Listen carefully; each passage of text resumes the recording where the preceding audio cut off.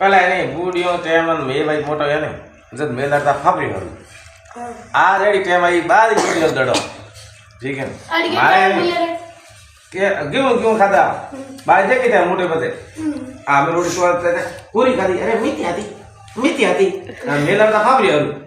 તે हम लड़ो बाहर रोटी हरू जो कभी कोई मेहमान आता तो फाफड़ी बनाता क्यों रोटी को कहता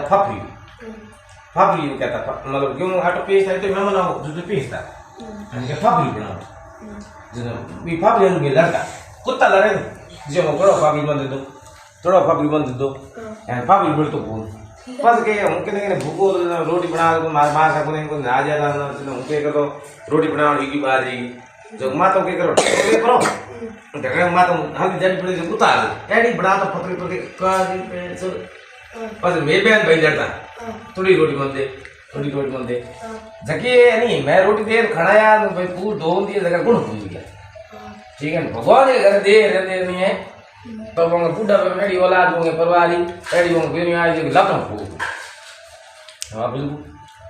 रोम जी घर दे रहते नहीं है अनखाई तो कोई वीडियो लाइक करी शेयर करी फॉलो करी कमेंट कर जरूर बताइए भाई बाजी हो सरप्राइज कौन तो अनखानी हूँ